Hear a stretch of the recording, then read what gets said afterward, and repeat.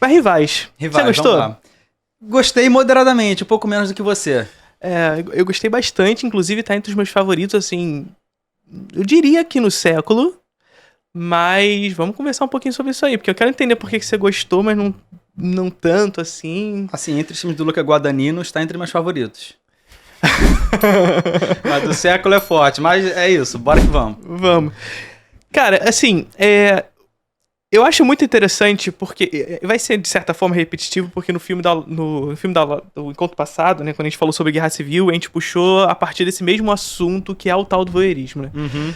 Só que nesse filme específico, em Rivais, nós temos uma perspectiva do olhar centrada na figura da Zendaya, Uhum. que é muito interessante, que parece que é um olho que se destina pra dois, né? É a velha história melodramática de uma moça entre dois homens. Razão né? e emoção. Razão e emoção, é o melodrama da escolha com quem ficar e tudo mais.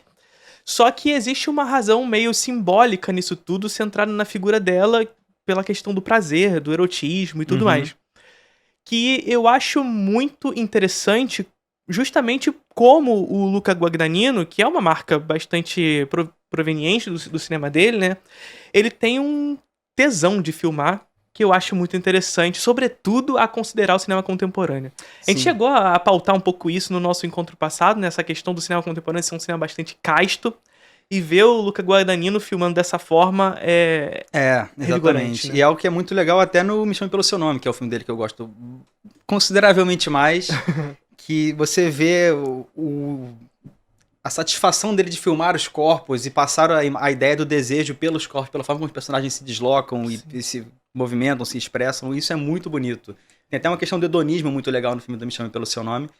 Mas o Rivais eu não gostei muito. Eu gostei do filme, mas eu acho que é um filme que se repete um pouco. Eu gosto de quando ele estabelece essa ideia de a quadra de tênis ser o ambiente de diálogo daqueles personagens, que eles só conseguem se comunicar verdadeiramente quando estão em partida. Só que eu acho que esse vai e volta do tempo, interrompendo a partida, eu acho que cansa e tá muitas vezes reiterando coisas que ele já disse ao longo do filme. Então eu sinto um pouco de falta do filme pegar isso e progredir. Tá, onde vamos a partir disso? Quais diálogos a gente pode fazer além disso? Como a gente pode aprofundar isso? Eu senti falta de um pouco disso no filme. Mas não acho um filme ruim. Só acho que é um filme que... Eu acho que ele se perde um pouco ali no próprio mecanismo e não consegue aprofundar muito essas coisas. Você acha que essa estrutura meio elíptica dele, de ficar voltando, ele acaba gerando uma espécie de anticlímax? Anticlímax pode ser, mas eu não diria nem isso. Eu só acho que se torna um pouco repetitivo, porque toda hora ele vai voltar no passado para mostrar um outro lado da história e dar mais uma complexidade na história, mas essa complexidade nunca contribui para a complexidade do filme, da forma do filme, do tema que o filme está discutindo, das ideias do filme. Os protagonistas são as mesmas pessoas do começo ao fim. Tudo que eles fazem a gente já viu eles fazendo e a gente está só vendo essas situações se repetirem. Sim. Eu perguntei isso justamente porque durante o filme eu senti isso em algum momento do filme, mas eu acho que isso logo se perdeu na minha cabeça porque eu fui sentindo qual era o interesse da encenação que vinha sendo proposta, né? Porque, de fato, basicamente, assim, não é spoiler, né? Mas existe uma partida de tênis, que o filme começa com essa partida de tênis, né? Entre dois personagens que a gente vai descobrir que são amigos. Enfim, e ele vai fazendo essa estrutura elíptica de indo pra partida de tênis e voltando pro passado até chegar a essa partida de tênis, né? E essa partida de tênis, ela é sempre muito revigorante mesmo, ela é sempre muito excitante. É sempre a melhor parte do filme pra mim. Sim. Sempre é. E aí ela sempre joga pra essa excitação durante a partida e a gente volta pra um momento onde as coisas são mais pacatas, onde tá a construção e tudo mais. Então por isso que eu em determinado momento, eu de fato senti que havia uma certa questão anticlimática quando ele jogava pra partida de tênis, nos jogava pra essa excitação e logo nos voltava pra parte onde as coisas eram... Uma decupagem meio truncada, talvez? No início, principalmente, eu senti isso. Eu senti esse truncamento por essa necessidade de mostrar como chegou até essa partida. Eu concordo que é mais forte no início, até porque o começo, ele não tem tantas idas e voltas no tempo, né? Ele começa introduzindo, tem uma questão ali, vai toda aquela construção até chegar à partida, e quando tá chegando na parte interessante, que você vê que tem alguma coisa especial no fato daqueles personagens se enfrentarem no campeonato, aí volta. Aí vai de novo, aí tá, a partida vai começar. Só que começa a cortar sempre, cortar sempre, cortar sempre. Mas é engraçado que, tipo, isso não me incomodou enquanto eu assisti o filme. Na hora eu tava, tipo, pô, animadaço, música foda. A Sim. música do Trent Reznor Sim, com sim. o outro cara que eu esqueci o nome, que eles fizeram uma trilha de rede social também. Mas conforme fui pensando no filme, eu, cara, acho que eu achei aquilo meio maçante e não percebi direito na hora, Sim. sabe? Mas enfim. Assim, mas eu acho que, principalmente, esse início, como eu disse, eu senti que teve esse peso. Só que quando a personagem da Zendaya começa a aparecer no passado, né? Porque no Uhum. início ela aparece já logo de cara, porque ela é a treinadora de um deles e tudo ali. Mas então no passado ela é uma pessoa distante que aos poucos ela vai entrando se na trama aproximando. e você vê que a tensão que existe é ela que É ela. introduziu quando ela chega. Ela é a Isso tensão. é bem legal. Inclusive, ela é meio que um fator simbólico do próprio sexo ali, né? Com certeza, Da tensão, de fato, entre os personagens.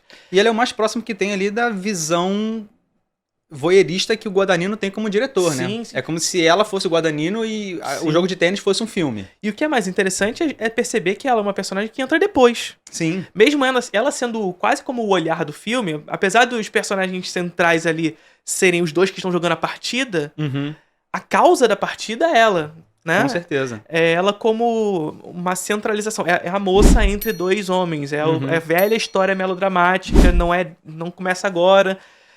Tá desde Interlúdio do Hitchcock até Crepúsculo. É a história da moça entre dois rapazes, a escolha que deve ser feita, o dilema moral que deve ser realizado. Só que a grande questão é como o Luca Guadagnino, ele vai aos poucos inserindo ela como uma figura central, né? Fazendo com que o filme, que era meio supostamente truncado no início, cada vez mais se tornar excitante. Conforme ela vai ficando cada vez mais próxima desses personagens, e a velha questão do voyeurismo que a gente sempre fala, né? O voyeurismo, ele se dá justamente por essa capacidade daquele que olha de se manter distante e seguro para aquele que é olhado. E quando esse que olha se aproxima do mundo olhado, ele se destitui da sua posição voyeur, se destitui da sua segurança e passa a ser parte daquilo. Quando ela passa a se aproximar desses dois, não só se constrói uma tensão sexual entre eles e ela, como uma tensão sexual na própria encenação do filme, que se torna cada vez mais excitante. Sim. Né? E eu acho muito interessante como ela contagia isso nos personagens, né? Sim. Você vê que eles têm uma visão ali, tipo, eles estão objetificando filme é ela, né? Exatamente. Ela sequestra o filme, positivamente. Sim. Existe uma tensão ali dos personagens, tipo, que são amigos, mas eles não têm uma atração um pelo outro. Mas é uma sexualidade que tá muito fechada. É muito, tipo... Eles têm a atração, mas é aquela atração que tá contida, tá fechada. É muito mais nas ideias, sabe? Tipo, Sim. olha que mulher gata e tal. Só que eles começam a interagir com ela e você vê que é um negócio aflorando nos dois, sabe? E até tem a cena que eles se beijam, mas que pra ela é importante, porque ela tem essa posição de voyeur, mas pra eles é um negócio que não fica tão relevante depois, Sim. porque eles ainda estão projetando o desejo que eles têm nela. Sim, sim. E ela sequestra os dois. Ela vira a arrasadora de lares que ela anuncia que seria, né? Que ela E essa não queria ser. essa cena é muito boa, né? Muito porque boa. é ela ali criando atenção e tudo mais, e nesse momento ela se afasta pra olhar, né? É o momento em que a gente percebe ela como, por mais que ela esteja ali, presente, ela seja a mosca da sopa, né? Ela não é a mosca da parede que tá olhando de longe, ela é a mosca que tá olhando de perto. Ela dá aquela distanciadinha pra olhar os dois e fica ali observando a tensão crescendo entre eles e ela tá olhando. Um amigo meu diria É o que ela voyeur de fato, né? Um amigo meu diria que ela é a organizadora de suruba das boates da Zona Sul do Rio. É bem isso mesmo. Ela faria sucesso na Fosfobox. Finada Fosfobox. Né? Sim. Mas é muito bom. Assim, o filme é ela nesse sentido e como o Luca, ele vai... O Luca, né? Ele vai construindo essa tensão conforme ela vai cada vez mais entrando na história e conforme ele vai justamente fazendo com que a carreira desses tenistas vão se desenvolvendo também, né?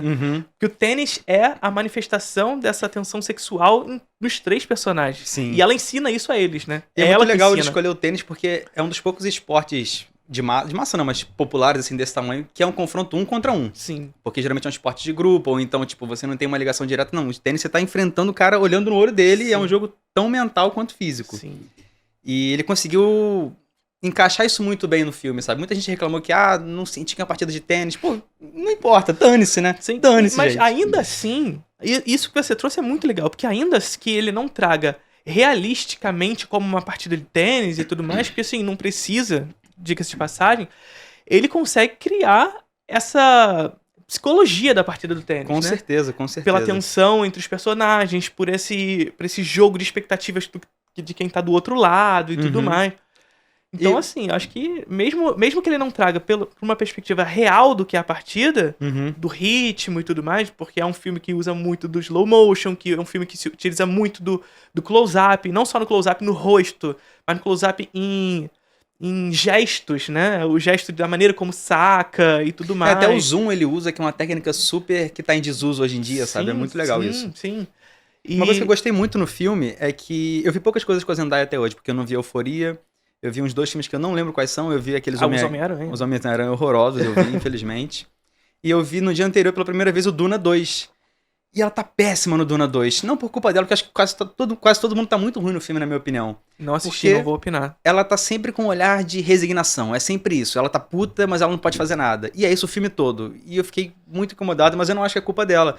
Foi tão legal ver ela no dia seguinte no filme que ela tá tão bem, porque ela tem tantas camadas ali na questão de, tipo, o que ela entende e o que ela quer e o que ela tá escondendo o que ela quer. E ela lida muito bem com isso. É uma atuação assim que... Eu não gosto de falar de atuação, né? Sim. Mas me pegou muito. É uma atuação que corrobora muito com a encenação do filme. Por isso que ela, de fato, é muito chamativa, né? Muito. É como se o Luca precisasse do modo de atuação dela e desse tipo de personagem que cria essa tensão sexual, e ela foi perfeita nesse sentido. Agora aqui, diga-se de passagem que a gente tá vendo aqui uma mudança de perspectiva de Matheus Fiore. Tô vendo aqui que as notinhas Vou subir vão crescer. meia estrela eu As notinhas subo. vão crescer. Depois eu dei a suma inteira. Mas é isso, assim. Como essa partida de tênis ela vai ganhando em tensão quando o filme vai. Conforme o filme vai se desenvolvendo, né? Mas até aproveitar pra dizer isso de mudar de opinião. Às vezes acho que as pessoas têm uma visão de que você tem que ter uma opinião fechada sobre um filme. E não precisa. O legal é esse, você ver o filme e revisitar. Tipo, a sua opinião sobre o filme não pode ser nunca um negócio concreto. Sim. Tipo, por anos a rede social do Fincher foi um dos meus filmes favoritos desse século. Eu não gosto mais. E daqui a 5 anos eu posso ver de novo e voltar a gostar. Sim. Isso é muito legal, cara. Eu acho que você me convenceu a rever antes do que eu esperava o Rivais, por exemplo, sabe? Então, Pois é. muito obrigado. Não, e isso é interessante, porque é uma coisa que eu sempre falo com a galera também, né? O processo de construção de pensamento e crítica é pensamento, né? De alguma forma.